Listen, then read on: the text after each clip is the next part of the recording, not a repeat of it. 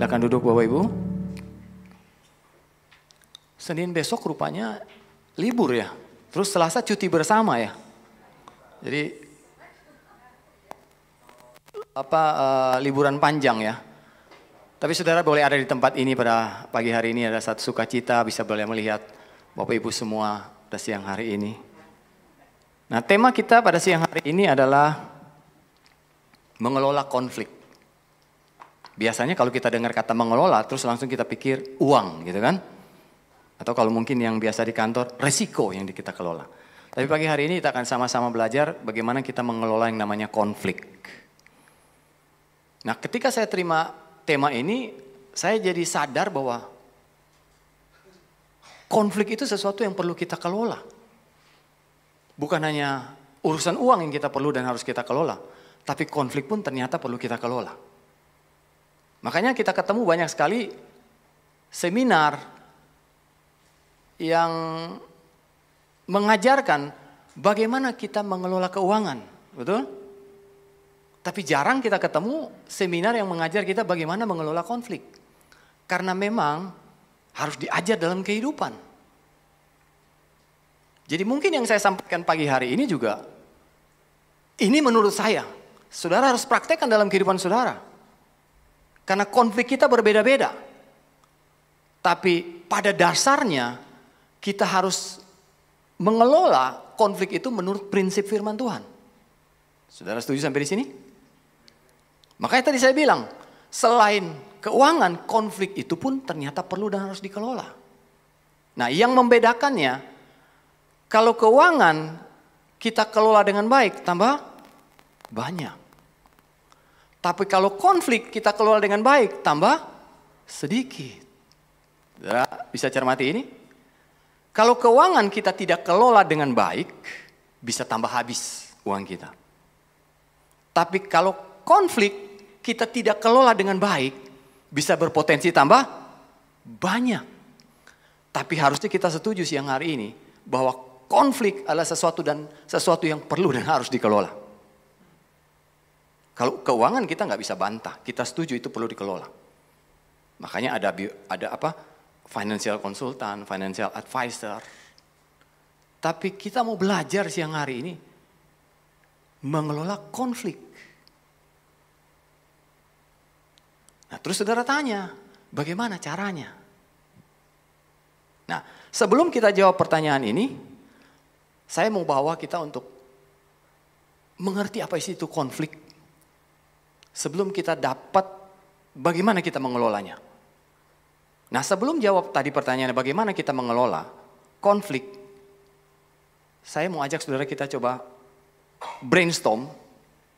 Mengapa setan itu pakai ular? Mengapa dia nggak pilih binatang lain sebagai senjatanya untuk menggoda Hawa? Tapi kenapa dia pilih ular untuk mencoba menjatuhkan Hawa?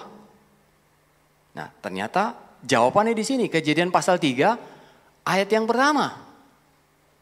Kenapa kok setan itu pakai ular? Dia nggak pakai kera yang lebih mirip manusia. Dia nggak pakai singa yang lebih mengintimidasi, tapi dia pilih pakai ular karena ternyata adapun ular ialah yang paling cerdik. Ternyata setan itu kalau pakai alat selalu yang terbaik. Pasti yang terbaik. Dia nggak pilih yang KW1, KW2, yang grade 2, KW1. Tapi dia pasti selalu, kalau saya boleh bilang, pakai yang terbaik.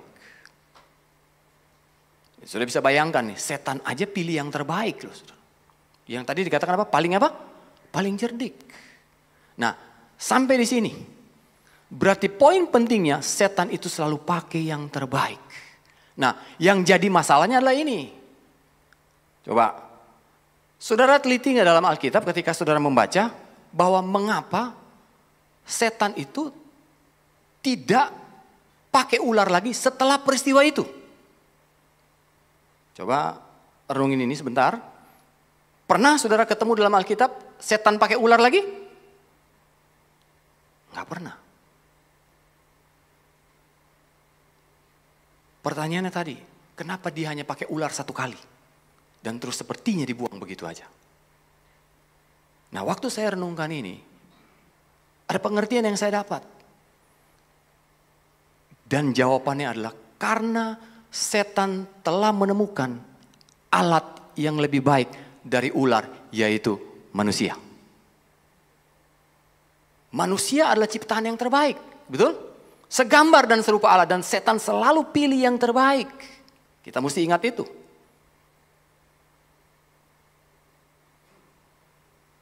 Di kejadian, pada saat kejadian pasal 3 bahwa belum ada atau tidak ada manusia yang dapat dipakainya, nggak bisa. Dia pilih dan dia pakai ular untuk mencoba menjatuhkan Hawa, dan kita tahu kisahnya, Hawa jatuh. Tetapi yang menarik ketika saya renungkan, sejak peristiwa itu setan nggak pakai ular lagi, karena ular sudah kalah sama manusia. Dan sejak hari itu dia pakai manusia sebagai alat.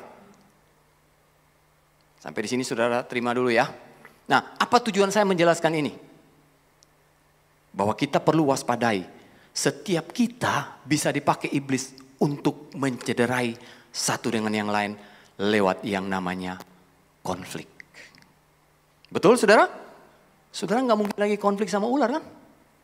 Tapi saudara akan konflik sama siapa? Orang lain, sesamamu. Ingat kisah Petrus yang dipakai setan? Iblis pakai Petrus untuk menciptakan konflik, gesekan. Sadarkah saudara bahwa ketika peristiwa itu terjadi, ketika Petrus menarik dan menegur Yesus dan kemudian Yesus memberikan respon, nyala iblis, itu suasana gesekan bukan? Petrus aja bisa dipakai. Saudara bisa imajinasi kalau saudara ada di sana. Jadi kitalah sasaran, karena kita ini adalah ciptaan yang terbaik. Jadi apa yang saya mau coba sampaikan di awal? Kalau konflik dengan sesamamu itu berakhir saling melukai, dendam, dan akar pahit, artinya saudara termakan dan kena jebakan iblis. Siapa sesamamu? Saudara nggak bisa konflik sama orang, bukan spesies manusia. Siapa sesamamu? Suamimu, istrimu, anakmu, orang tuamu, dan semua orang yang ada di sekitarmu, termasuk teman-teman pelayanan. Ketika kita konflik terjadi, gesekan terjadi, maka kita jadi korbannya iblis. Ingat, iblis pakai siapa? Manusia. Nah, kabar buruknya saudara, bahwa konflik adalah sesuatu yang wajar dan tidak bisa dihindari. Konflik atau gesekan adalah sesuatu yang wajar dan tidak bisa dihindari.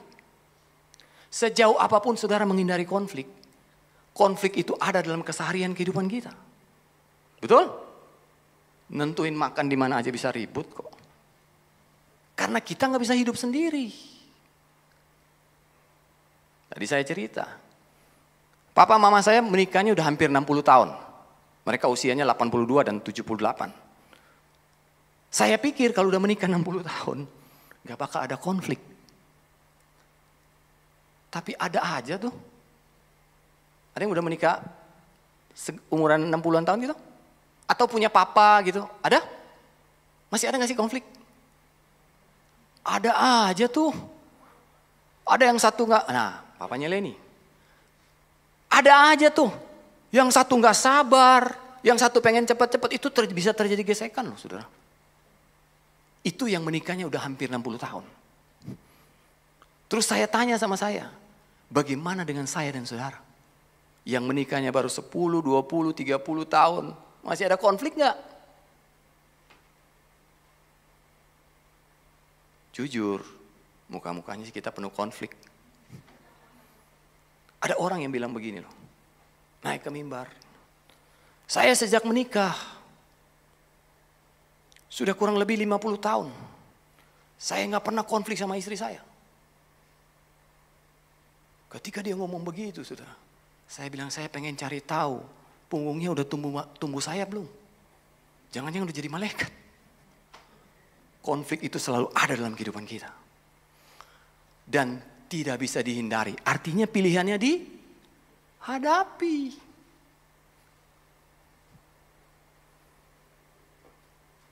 Konflik adalah sesuatu yang perlu dan harus dihadapi. Kenapa saya katakan itu?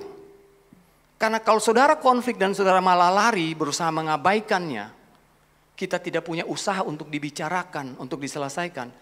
Itu seperti saudara sedang bangun tembok. Saudara mulai taruh batu bata demi batu bata. Dan ketika semakin saudara lari, saudara sedang bangun tembok itu semakin tinggi. Dan tanpa sadar satu hari, tembok itu jadi tinggi dan kuat, jadi pemisah. Pengalaman hidup saya selalu menghindari konflik. Mukanya sih gak pengen konflik gitu kan. Jadi ketika kami konflik saya sama istri, saya selalu menghindari konflik. Saya gak mau dibicarakan untuk diselesaikan. Saya pikir begini, didiemin juga beres. Kita kan bilang begitu kan, daripada ribut gitu kan. Suka ngomong begitu gak? Sama suami istri, Allah daripada ribut. Tapi itu bukan solusinya. Ketika saya paham ini saudara, saya bilang sama istri saya, kita kalau konflik, kita harus usahakan untuk kita bicarakan, untuk diselesaikan. Tapi ketika kita bicara, bukan lagi cari siapa yang benar dan siapa yang salah. Tapi tujuan kita bicara, supaya konflik dengan sebab yang sama tidak terulang lagi. Ini jadi kesepakatan kita. Saudara, masih bisa ikuti saya? Masih oke? Nah, saya pernah kasih ilustrasi ini, saudara. Saya nggak tahu teman-teman komsel saya mungkin masih ingat. Karena ilustrasi ini berkali-kali saya bilang di komsel saya. Kalau kita suami istri, ketika kita menghindari konflik, saya bilang begini, itu seperti kita lagi membiarkan gelombang radio jauh dari frekuensinya. Masih ingat ya? Saya bilang begitu. Semakin kita biarkan frekuensi itu makin jauh dan tanpa sadar satu hari kita nggak bisa dengar lagi suara radionya dengan jelas. Karena apa? Saudara membiarkan jarak itu semakin jauh. Makanya gak heran ada suami istri ribut. Bisa gak ngomongan berhari-hari. Ada saudara? Punya pengalaman itu? Saya berdua gak ada. Tinggal satu rumah, tinggal satu kamar. Tapi silent is golden. Temboknya semakin tinggi dan kuat. Jaraknya semakin jauh saudara. Ketika saudara berusaha menghindari konflik. Jadi konflik adalah sesuatu yang wajar dan harus dihadapi. Ketika konflik terjadi dalam rumah tangga dan kita tidak selesaikan, saudara tinggal tunggu waktunya bom itu akan meledak. Demikian pun konflik dalam organisasi, dalam komunitas, dalam gereja. Kita harus bicara itu secara dewasa. Tapi ingat, ketika kita bicara tujuannya apa? Bukan cari siapa yang benar, siapa yang salah. Bukan lagi itu. Supaya konflik dengan alasan yang sama, dengan sebab yang sama, enggak terulang lagi. Nah, sekarang, sadarkah saudara bahwa konflik adalah salah satu cara Tuhan mendewasakan kita? Apa iya gitu ya? Konflik adalah salah satu cara Tuhan mendewasakan kita. Konflik atau gesekan adalah alat yang Tuhan pakai bukan untuk kita saling melukai, bukan. Tapi Tuhan pakai untuk kita saling menajamkan satu dengan yang lain. Di situ saya jadi ngerti ayat itu. Manusia ditajamkan dengan sesama. Itu semuanya lewat yang namanya konflik. Jadi lewat konflik kita belajar apa? Mengampuni. Lewat konflik kita belajar mengasihi. Kita belajar menerima kekurangan dan kelebihan orang. Menghargai, memahami. Nah kalau saudara menghindari konflik, bagaimana saudara bisa ditajamkan? Untuk bisa ditajamkan, kita perlu orang lain. Manusia lain. Karena memang firman-Nya kan udah bilang begitu. Manusia menajamkan dengan sesama. Setiap kita tentu merindukan menjadi seperti Kristus. Kita sering nyanyi itu bahkan. Tadi juga lagu sebelum firman Tuhan berkata seperti itu. Itu menjadi kerinduan kita. Saya nggak ragukan itu. Tapi pertanyaannya buat kita pagi hari ini. Apakah kita sungguh-sungguh menginginkan pertumbuhan dan keserupaan? Apakah kita sungguh-sungguh merindukan pertumbuhan dan pendewasaan? Mungkin ada beberapa orang yang bilang begini, saya sih pengen, tapi kok kayaknya terlalu berat ya. Ya pengen sih, tapi ya nggak terlalu. Tapi kalau saudara sungguh-sungguh, mau nggak mau, saudara harus lewati pengalaman yang namanya gesekan, benturan, dan tekanan. Itu kabar buruknya. Nggak ada jalan lain. Nggak bisa lewat jalur nyanyiku mau sepertimu Yesus. Karena kadang-kadang kita berpikir kita nyanyiku mau sepertimu Yesus, refnya berulang-ulang. Terus tiba-tiba buka mata menjadi seperti Kristus. Simsalabim begitu ya. Harus lewat jalur itu. Kita harus punya pengalaman itu. Sampai di sini dulu. Sudah masih bisa ikuti saya? Kita akan lihat nanti ke belakang. Nah, tadi saya katakan di awal bahwa setan memakai manusia sebagai senjata untuk saling melukai. Dia pilih yang terbaik manusia, tapi dia pakai tujuannya saling melukai. Lewat apa, saudara? Lewat konflik. Tapi ternyata Tuhan juga memakai manusia untuk saling menajamkan lewat apa? Konflik. Jalurnya sama, saudara. Jadi ketika kita konflik, kita harus tahu siapa yang lagi pakai kita. Tuhan kah? Atau setan? Ketika konflikmu berakhir dengan saling mencederai, ada dendam, ada kepahitan, ada perpecahan, maka saudara tahu siapa yang pakai saudara. Siapa saudara? Setan. Tapi kalau konflikmu berakhir dengan saling menajamkan, ada sesuatu yang saudara belajar dari konflikmu, saya berani katakan, itu pekerjaan Tuhan. Di mana kita belajar sesuatu dari konflik itu terjadi untuk kita semakin serupa dengan Kristus. Amin. Di mana kita belajar rendah hati, kita belajar saling mengampuni, mengasihi. Kita belajar untuk bisa menerima orang lain. Jadi konflik atau gesekan sebenarnya adalah kebutuhan.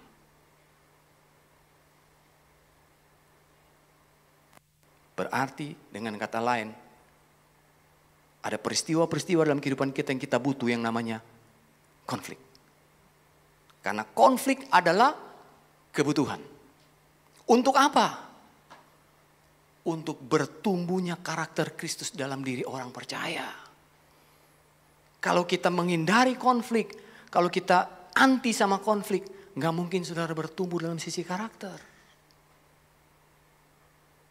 Karena kedewasaan tidak dapat tercapai tanpa orang lain. Saya catat di sana. Kedewasaan tidak dapat tercapai tanpa manusia lain. Ada orang-orang yang kepahitan karena terluka dalam hubungan. Ketika mereka terluka dalam hubungan, mereka akan cenderung untuk menghindar, mengisolasi diri demi tidak terjadi lagi luka. Iya, luka tidak terjadi, tapi karakternya nggak bertumbuh. Untuk itu pagi hari ini saya merindukan jemaat HFC adalah komunitas yang kita nggak alergi terhadap gesekan. Nggak alergi. Tapi bukan terus kita buat-buat, kita cari-cari konflik. Jangan. Natural aja saudara. Berhubungan aja. Di situ saudara lihat gesekan demi gesekan. Saudara perlu sikapi dengan bijak. Karena di situ adalah cara tantangan Tuhan untuk membentuk hidup kita. Amin. Nah, dasar ayatnya di mana saudara? Bukankah Amsal pasal 27 ayat 17 berkata, besi menajamkan besi. Orang menajamkan sesama. Bukankah kerinduan kita bahwa kita mau tajam? Betul? Saya pengen tajam, Pak. Tajam itu tidak hanya dihasilkan dari banyaknya doa. Ketajaman itu dihasilkan dari bagaimana saudara berespon dengan positif terhadap setiap gesekan dan benturan yang terjadi. Karena enak banget kalau ketajaman itu dihasilkan dari banyaknya doa. Enak banget, tapi percayalah, ketajaman itu bukan cuma dihasilkan dari banyaknya doa, tapi dari bagaimana saudara berespon dengan dewasa terhadap setiap gesekan dan benturan yang terjadi. Saudara setuju? Orang-orang sulit dalam kehidupan kita. Kalau karaktermu otot, maka orang-orang itu adalah barbel. Di mana saya bilang, jangan hindari orang-orang sulit. Hadapin aja. Stretching terjadi. Kesabaran bertumbuh. Kasih, pengampunan. Sedang terjadi stretching demi terjadinya pertumbuhan. Punya orang-orang sulit dalam hidup saudara? Jangan-jangan orangnya lagi di samping saudara. Coba saudara lihat. Jangan-jangan dia istrimu, jangan-jangan dia suamimu. Yang rese-rese tuh. Yang troublemaker. Bersyukur buat orang itu. Karena lewat orang itu, Tuhan lagi menajamkan saudara. Amin saudara. Saya mau tanya sama saudara. Menurut saudara siapa orang yang paling berjasa dalam hidupmu? Orang yang kasih uang tiap bulan sama kamu? Itu orang yang berjasa? Menurut saya bukan. Orang yang berjasa adalah orang yang mengeluarkan yang terbaik dalam hidup saudara. Lewat gesekan, lewat benturan, dan lewat tekanan. Itu orang yang terbaik. Saya nengok ke belakang. Dalam kehidupan saya, ada orang-orang yang pernah menyakiti saya. Dan saya sangat tersakiti. Tapi hari ini, orang-orang itu adalah orang yang berjasa dalam hidup saya. Kalau nggak ada orang-orang itu, nggak ada saya seperti ada apa hari ini. Nggak ada saya seperti hari ini saya ada. Saya lihat, saya bersyukur, karena itu berkat. Nah masalahnya kita selalu menghindari sehingga kita kehilangan berkat. Amin saudara. Lewat orang-orang ini kita semakin dibentuk untuk menjadi serupa Kristus. Jadi coba lihat sekarang di sekelilingmu ada orang-orang yang sulit, hadapin aja. Kalau gesekan harus terjadi, memang itu sudah sewajarnya. Tapi bukan kita cari-cari. Karena gesekan itu yang akan mempertajam kita satu dengan yang lain. Sampai sini. Sadarkah saudara bahwa kita ditolong lewat kelebihan yang dimiliki sesama kita? Tetapi karakter kita bertumbuh saat kita belajar untuk menerima kekurangan mereka. Kita ditolong lewat kelebihan yang dimiliki sesama kita. Tetapi karakter kita bertumbuh saat kita belajar untuk menerima kekurangan mereka. Kita pengen terima kelebihan orang, tapi kita menolak menerima kekurangan mereka. Itu yang terjadi dalam kehidupan kita. Karena apa? Karena kita diuntungkan oleh kelebihan-kelebihan mereka. Tapi kita bertumbuh justru ketika kita belajar menerima kekurangan mereka. Masalahnya kita selalu pilih-pilih. Kalau boleh kita hanya ingin apa? Orang-orang yang punya kelebihan. Karena itu menguntungkan kita. Tapi saudara tahu nggak? Itu tidak membuat saudara bertumbuh. Karena untuk bertumbuh, untuk tajam perlu gesekan. Selanjutnya saya mau katakan, masa sulit adalah kesempatan untuk kita mengalami Kristus. Tetapi hubungan yang sulit adalah kesempatan untuk kita makin serupa Kristus. Saudara bisa amini? Bahwa masa sulit adalah masa kesempatan untuk kita mengalami Kristus. Ada masa-masa yang sulit. Sehingga kita bisa mengalami pengalaman dengan Kristus, dengan Tuhan. Tapi hubungan yang sulit justru membuat kesempatan kita makin serupa dengan Kristus.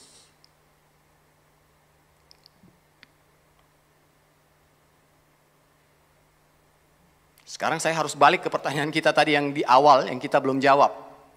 Bagaimana cara mengelola konflik? Karena kita harus jawab pertanyaan ini buat bekal kita nanti. Menurut saya, pertama, bagaimana cara kita mengelola konflik? Identifikasi permasalahannya.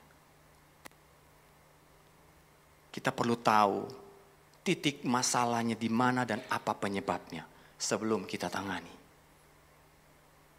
Percayalah kalau saudara nggak tahu penyebabnya dan masalahnya di mana, saudara akan salah tangani.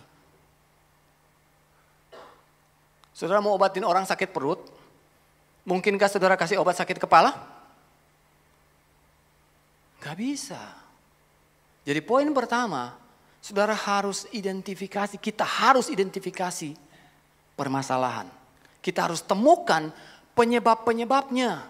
Kita harus identifikasi dulu pemicu-pemicunya apa sebelum konflik itu membesar.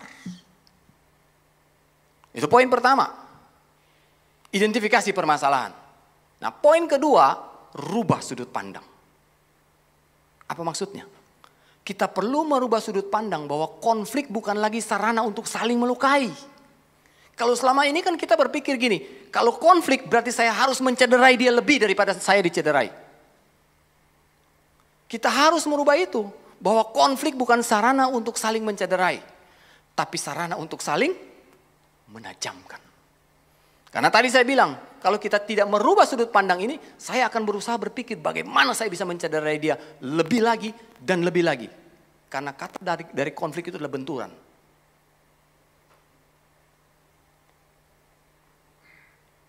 Kalau saya berdiri di sini, saya bisa melihat atau sudut pandang saya adalah tampak belakang dari mimbar.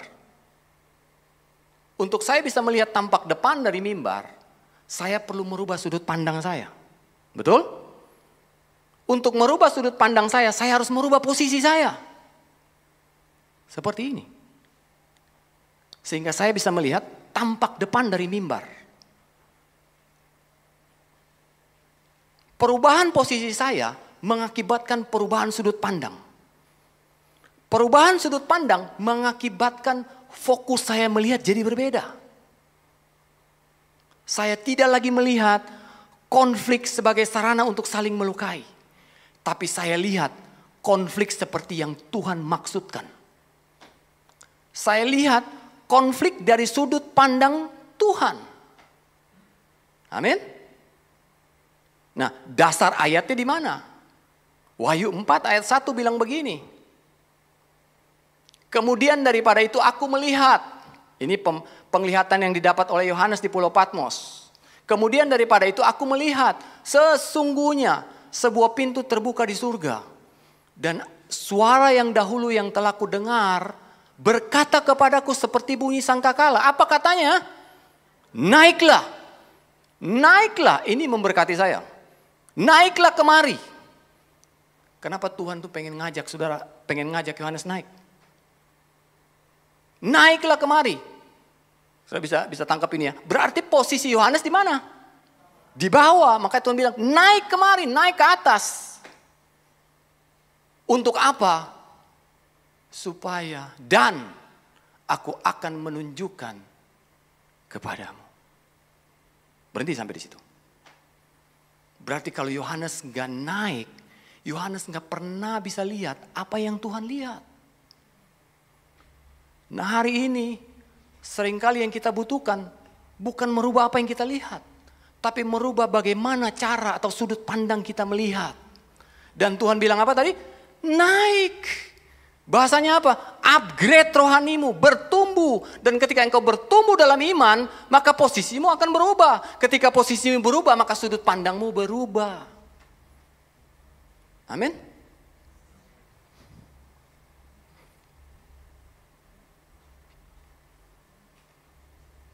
Kita sudah belajar 3 poin. Bagaimana mengelola konflik? Identifikasi permasalahan. Yang kedua apa? Rubah sudut pandang. Yang ketiga apa? Kita belajar sama-sama. Berinisiatif berdamai. Kita nggak lagi cari pembenaran, siapa yang salah, siapa yang benar. Tapi kita akan berusaha untuk berdamai. Dengan apa sih saudara kita berdamai? Mengalah dan meminta maaf. Dan saya tahu ini gak mudah. Tapi pagi hari ini, seberapa saudara yang hadir dan dengar ini, maukah saudara meresponi ini dengan benar? Dasar ayatnya di sini saudara, Roma pasal 12 ayat 18. Judul perikopnya bilang begini, nasihat untuk hidup dalam kasih. Nah, Roma pasal 12 ayat 18 firman Tuhan berkata, sedapat-dapatnya. Ada terjemahan yang lain dikatakan, jika mungkin, kalau hal itu bergantung kepadamu, hiduplah dalam perdamaian dengan sebagian orang yang menguntungkan saudara. Dengan beberapa orang yang baik sama saudara. Dengan semua orang. Terus saudara perhatikan di sana ada kasih tanda seru. Tes. Dengan semua orang tanpa kecuali. Apakah termasuk orang yang melukaimu? Apakah termasuk orang yang pernah menyakitimu? Semua orang tanpa kecuali. Firman Tuhan bilang, sedapat-dapatnya. Jika mungkin kalau itu bergantung kepadamu, hiduplah dalam perdamaian dengan semua orang. Kalau dikatakan jika mungkin, saya mau tanya sama saudara. Untuk berinisiatif mengalah dan minta maaf, kira-kira mungkin gak sih saudara lakukan? Ini udah masalahnya bukan bisa atau tidak, tapi mau gak mau. Bisa gak saudara kira-kira untuk berinisiatif mengalah dan minta maaf? Berat Pak. Gak mungkin. Terlalu sakit saya di sini. Tapi pagi hari ini saudara, firman Tuhan datang buat kita. Masalahnya bukan bisa nggak bisa. Tapi dengan pertolongan Roh Kudus yang memampukan kita untuk mengalah dan minta maaf. Amin. Konflik dan perpecahan yang terus-menerus dibiarkan, itu akan menghalangi berkat mengalir dalam kehidupan saudara dan saya. Itu sebabnya Mazmur 133 bilang begini, sebab kesanalah berkat-berkat diperintahkan. Ketika kita hidup dalam kerukunan, dalam kesatuan. Saudara mau diberkati? Jangan-jangan selama ini saudara berkatmu terhalang. Karena saudara konflik sama orang dan gak habis-habis. Karena dasar firman Tuhan bilang begitu. Tuhan perintahkan berkat itu ketika saudara hidup berdamai satu dengan yang lain. Yuk hidup berdamai. Dengan apa tadi? Mengalah dan minta maaf. Ketika saudara hidup dalam perdamaian, saudara sedang memberikan alasan kepada Tuhan untuk Tuhan memberkati. Tuhan memerintahkan berkat dalam hidup saudara. Dan ketika Tuhan yang memerintahkan berkat, saya pikir kok gak akan ada orang yang bisa nahan. Gak akan ada orang yang bisa gagalin. Betul saudara?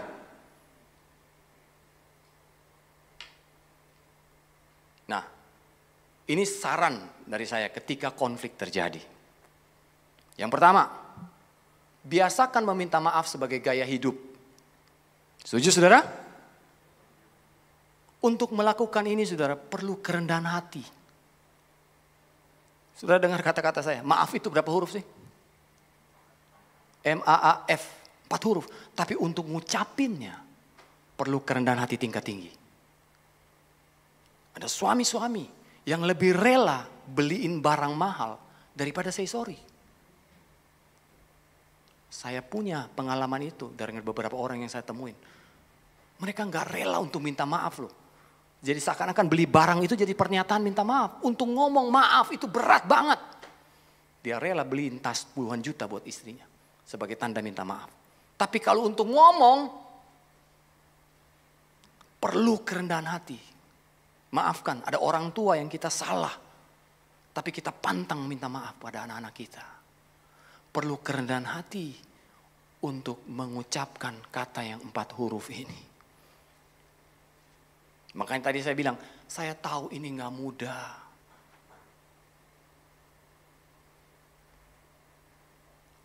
Nah, poin yang berikut.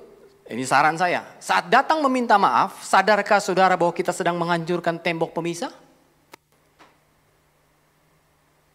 Saya bilang saya minta maaf. Sebelum saya ngomong saya minta maaf, itu ada tembok. Tadi saya bilang ada tembok. Ada gap yang semakin hari semakin jauh. Ketika saya ngomong saya minta maaf. Saudara tahu tembok itu lagi saudara runtuhkan. Jarak itu semakin hari semakin dipersempit. Gap itu. Tapi permasalahan ini kita bilang begini. Apa? Minta maaf. Emang saya yang salah? Ditinjau dari sudut mana saya salah? Tolong. Ada apa kata-kata saya yang salah? Maksud saya baik kok. Kenapa saya yang jadi salah? Kenapa saya yang mesti minta maaf? Dia dong yang minta maaf. Pernah ngomong itu atau pernah dengar itu? Dari sudut mana? Dari sudut pandang mana saya salah? Bisa saja kita merasa tidak bersalah. Tetapi demi pulihnya hubungan, jika di mata saudara kita salah, maka kita harus meminta maaf karena telah melukai mereka. Jadi bukan lagi melihat siapa benar atau siapa salah. Tapi merespon dengan benar, itu yang paling benar. Berespon secara dewasa, itu yang paling benar. Jadi mungkin aja saudara merasa nggak salah. Tapi kalau di mata saudaramu itu dia terluka, berarti saudara dianggap salah. Coba renungkan ini, betul nggak? Saudara bilang saudara nggak salah, tapi kalau sampai dia terluka, berarti di mata saudara, saudara dianggap salah. Saya salah, saya minta maaf. Kenapa kita harus sering-sering minta maaf, saudara? Karena itu sedang melatih kerendahan hati kita. Dan bukan hanya itu, saudara. Kita sedang merobohkan tembok pemisah. Karena saudara sedang merasa nggak salah. Saudara sedang tetap memperkokoh tembok itu. Jadi pendekatannya bukan benar salah. Tapi siapa yang berespon yang benar. Amin. Nah, tips dari saya. Ini saya banyak bagikan ini. Tips dari saya, kalau minta maaf, jangan ngomong begini. Kalau saya salah. Kalau saya salah. Sudah bisa dapat nuansanya? Kalau saya salah. Berarti yang salah siapa? Saya lagi bilang begini. Saya tuh sebetulnya gak salah, yang salah tuh kamu. Kalau saya salah. Kalau saya lagi konflik sama istri saya. Gak peduli saya benar siapa salah. Saya bilang begini, saya minta maaf. Saya salah. Demi pulihnya hubungan. Saya salah. Saya minta maaf. Jadi mulai hari ini kita belajar sesuatu. Kalau minta maaf jangan pakai kata kalau. Pak, kalau saya salah pak. Berarti sebetulnya saya gak salah loh. Yang salah bapak. Demi pulihnya hubungan. Yuk, saya salah. Saya minta maaf. Karena ketika saudara pakai kata kalau, saudara tanpa sadar ada kesombongan dalam hati saudara.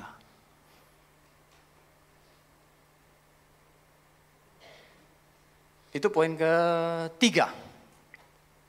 Inisiatif berdamai. Poin keempat. Yang terakhir. Tadi apa? Identifikasi permasalahan, rubah sudut pandang, inisiatif berdamai, dan poin keempat yang terakhir. Kenakanlah kasih. Kenakanlah kasih. Nah, ayatnya di mana saudara? Coba lihat. Kolose 3 ayat 14. Firman Tuhan bilang begini. Dan di atas semuanya itu. Apa sih yang dimaksud semuanya itu? Apa sih semuanya itu? Dan harus di atasnya? Apa sih semuanya itu? Nah, nanti saudara pulang, saudara baca ayat-ayat sebelumnya. Apa sih yang dimaksud semuanya itu? Belas kasihan. Kemurahan, kerendahan hati, kelemah lembutan, kesabaran, pengampunan. Di atas semuanya itu. Kenakanlah kasih sebagai pengikat yang mempersatukan dan menyempurnakan. Berarti dengan kata lain, saudara bisa saja rendah hati, bisa lemah lembut, bisa sabar, bisa mengalah. Tapi maaf, kalau semuanya tanpa kasih, semuanya sia-sia. Semuanya cuma sandiwara. Bisa saudara tangkap apa yang saya maksudkan? Kenakanlah kasih. Tadi pagi saya bilang, bisa gak kita minta maaf tanpa kasih? Saya minta maaf. Udah benar tindakannya. Tapi hatinya yang salah kok gue yang minta maaf. Gue syukurin loh. Ntar pulang. Serempet. Tanpa kasih tindakannya. Saya bilang juga, bisa gak kita rendah hati tanpa kasih? Bisa banget. Ketika saudara dipuji orang, saudara bilang, segalanya kemuliaan bagi Tuhan. Tapi hatimu tanpa kasih, saudara bilang, ini karena aku. Jadi Tuhan bilang, semuanya di atas itu perbuatan baik kita kenakanlah kasih. Saudara mau berbuat apa baik apapun, tapi kalau tanpa kasih, semuanya menjadi sia-sia. Makanya ayat itu bilang begitu, di atas semuanya itu kenakanlah kasih.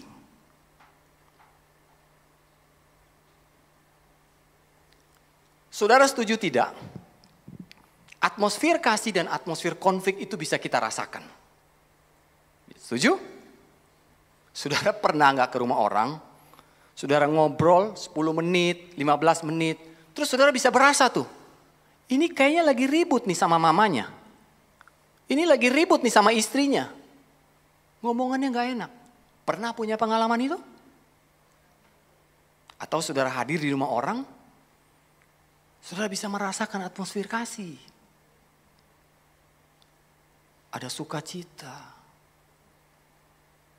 Ada ketenangan. Pernah punya pengalaman itu saudara? Saya pernah.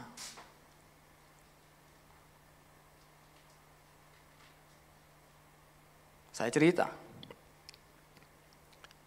Satu hari ada teman saya gak pernah ke rumah saya. Terus dia pulang dari kantor, dia ikut ke rumah saya karena nanti suaminya jemput dia di rumah saya. Jadi dia ikut saya, turun di rumah saya. Suaminya belum datang, dia terdampar di rumah saya. Cukup lama. Terus setengah jam kemudian, suaminya datang. Suami jemput, mereka pulang. Saya gak ngerasain apa-apa.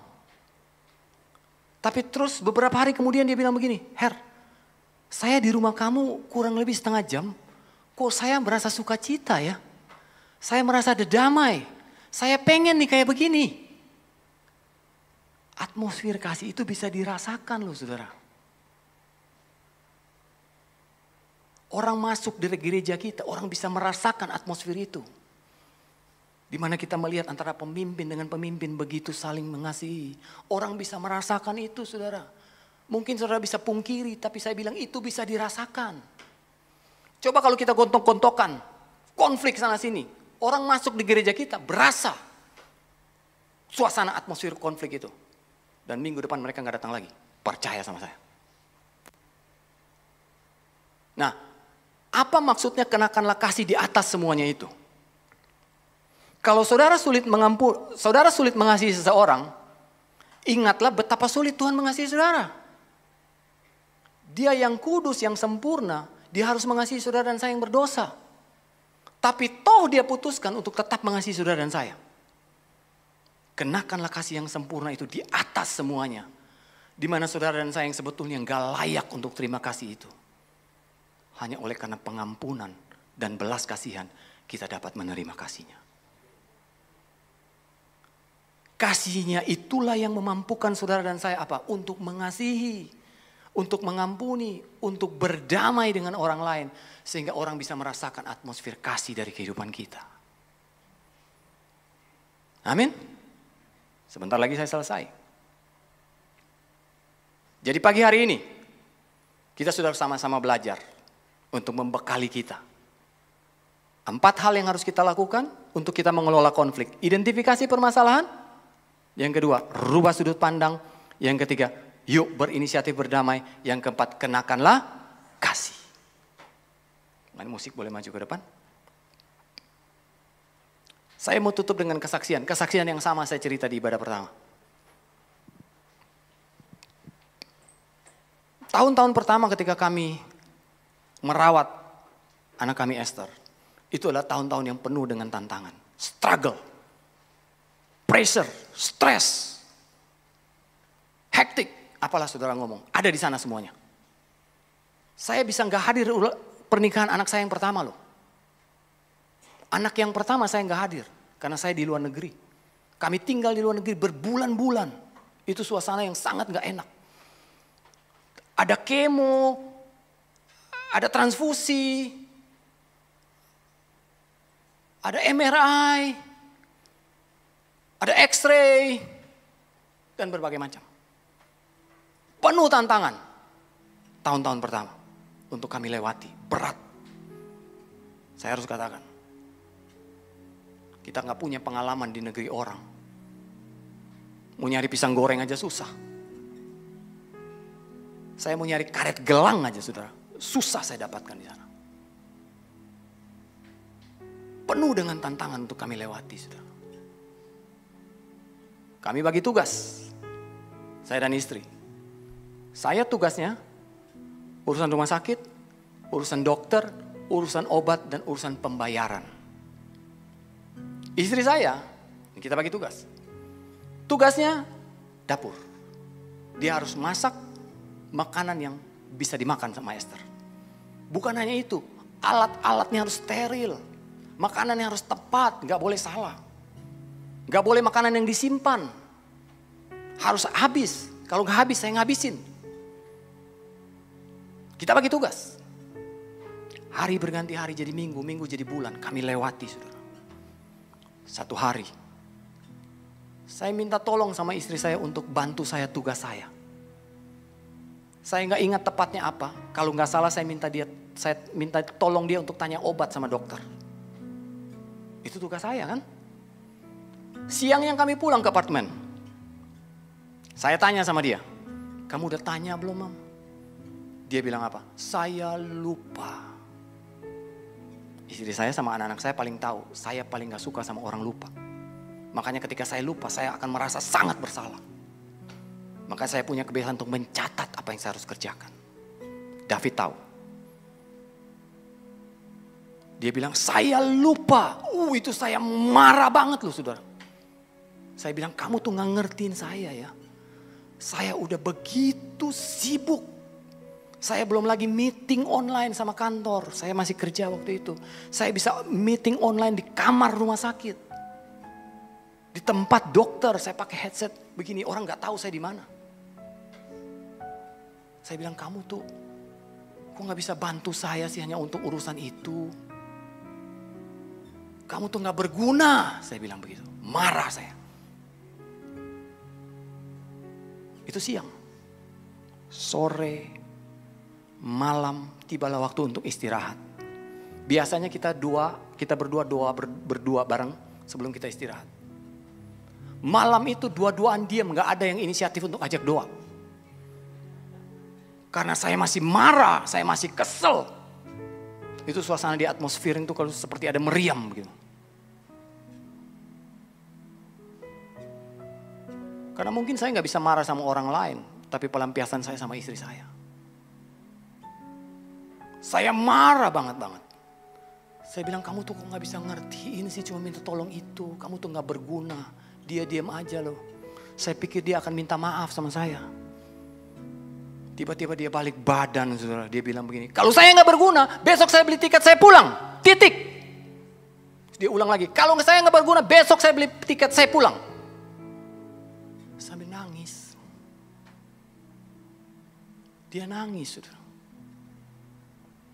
Terus saya harus buat apa ya? Saya salah apa ya?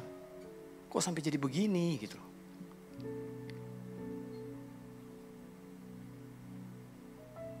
Saya harus buat apa? Terus tiba-tiba ada dorongan di hati saya. Saya percaya ini Roh Kudus. Bilang begini. Her, saya sorry. Minta maaf. Dia masih nangis. Minta maaf. Say sorry sama dia. Karena jangan kamu pikir kamu yang stres. Dia juga stres. Dia juga pressure setiap hari. Kamu lihatnya kayaknya gampang urusannya di dapur. Tapi tiap hari dia berdoa. Untuk apa? Untuk tangannya dipakai Tuhan. untuk dapat memasak yang baik buat anak kami. Dia juga struggle. Roh Kudus bilang, minta maaf. Saya sorry. Dorongan itu begitu kuat di hati saya pegang tangannya. Saya bilang begini, gak pakai kalau. Saya bilang begini, saya minta maaf. Sorry, saya salah. Masih nangis. Terus dia bilang begini, saya juga minta maaf. Saya yang salah. Tiba-tiba saya nangis. Dan malam hari itu, kita berdoa bersama.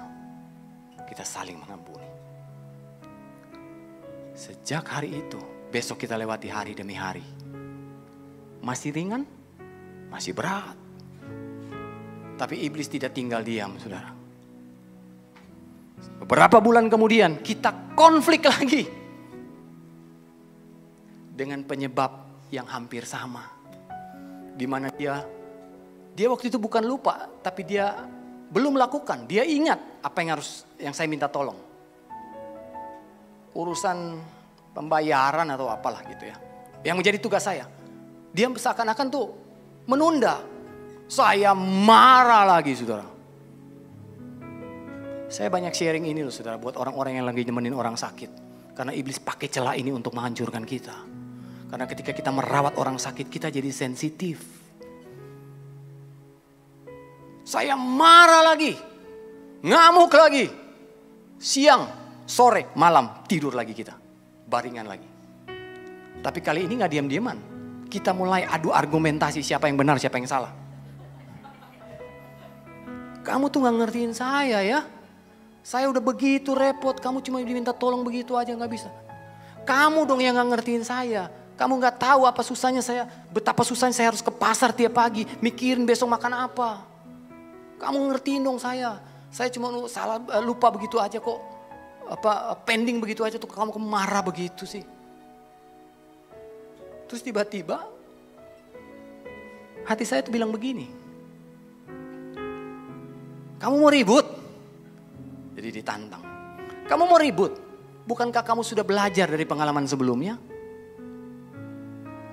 Kamu mau ribut? Beralasan untuk saya ribut. Karena ini udah yang kedua kali.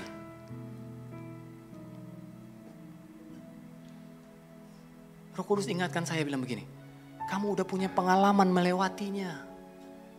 Jadi harusnya kamu tahu caranya mengidentifikasi permasalahannya. Yang kamu perlu rubah sudut pandangmu. Saya mulai rubah sudut pandang saya.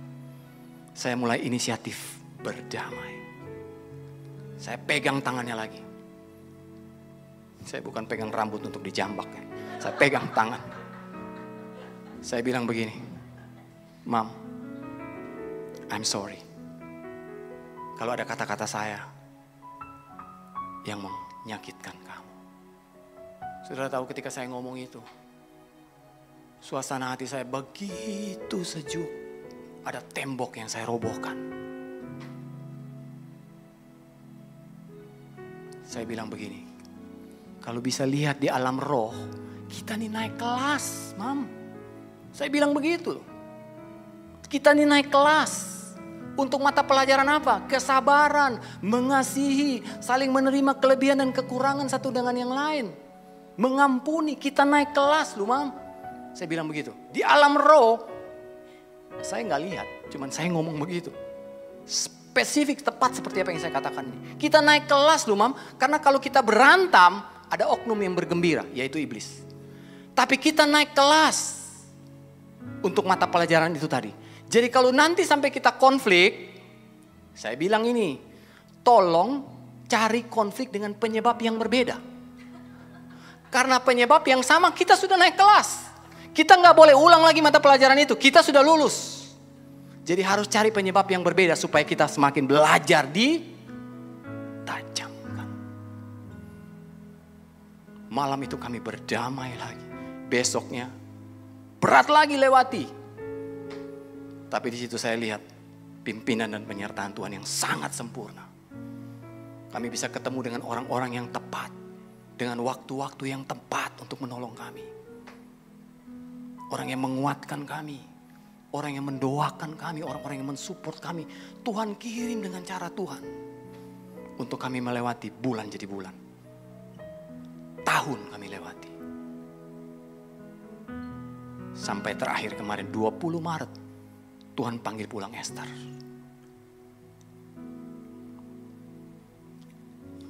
Tapi pagi hari ini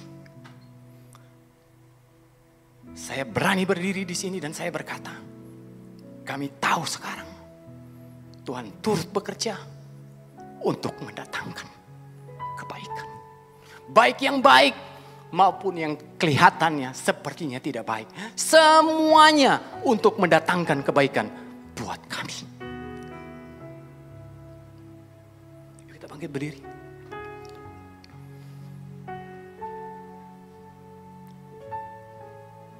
Suami istri, kalau kita ngerti dan nyadarin ini aja, kayaknya banyak konflik yang bisa kita minimize. Jangan terpancing, saudara. Kita ingat, setan gak pernah pakai ular lagi.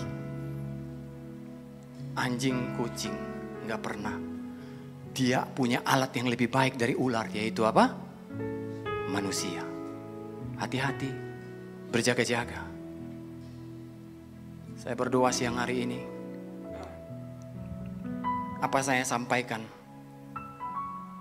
menjadi modal untuk kita melewati pengalaman-pengalaman dan gesekan. Untuk mempersiapkan kita kepada kemungkinan yang terburuk terjadi dalam kehidupan kita, yaitu konflik terjadi. Sikapi dengan benar, sikapi dengan dewasa. Karena untuk bertumbuh, kita harus lewati pengalaman-pengalaman konflik, gesekan, dan benturan. Karena konflik bisa menjadi sarana pendewasaan, tapi konflik juga bisa menjadi kendala keserupaan. Tuhan Yesus memberkati kita semua siang hari ini. Berapa banyak saudara yang sungguh-sungguh rindu menjadi seperti Kristus.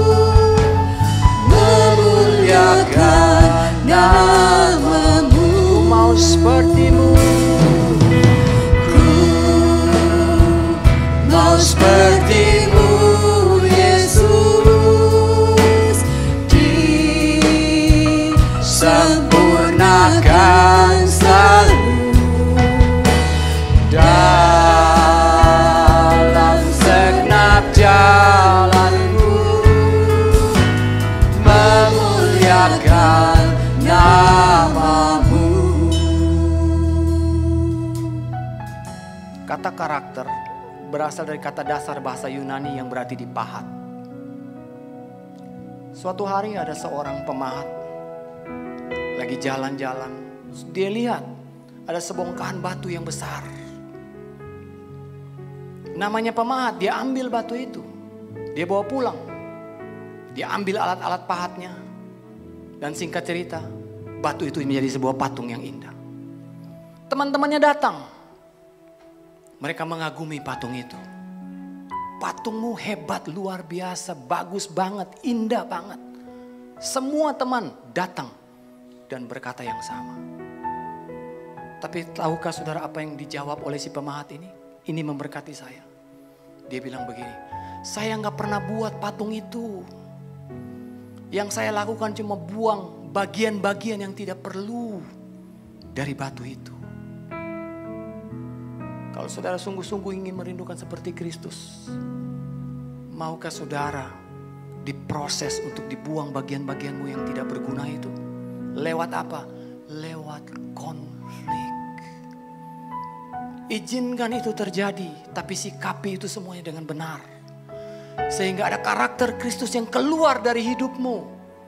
Sehingga atmosfer kasih itu bisa dirasakan dan memuliakan nama Tuhan. Saya nggak pernah buat patung itu, dia bilang. Yang saya buat cuma membuang bagian-bagian yang tidak diperlukan. Yuk, mungkin siang hari ini ada yang saudara pertahankan dalam hidup saudara. Sehingga kasih Kristus itu nggak pernah nampak dalam hidup saudara. Yuk rela lepaskan. Mungkin kesombonganmu, mungkin egomu. Saya nggak tahu. Tapi bilang sama Tuhan, saya rela dipahat. Saya rela diproses. Saya rela dibentuk. Karena saya tahu itu yang membuat saya menjadi seperti Kristus. Aku berdoa siang hari ini Tuhan. Ada pengertian, ada pewahyuan buat kami. Bukan buat kami mengerti Tuhan. Gak mau Tuhan. Kami gak mau cukup berhenti mengerti. Tapi oleh pertolongan Roh Kudus Tuhan mampukan kami. Perbarui kami. Persenjatai kami. Sehingga hidup kami sungguh-sungguh memancar kasih Kristus. Dan di atas semuanya itu nama Tuhan dipermuliakan. Dalam nama Yesus kami bersyukur dan kami berdoa. Haleluya. Amin.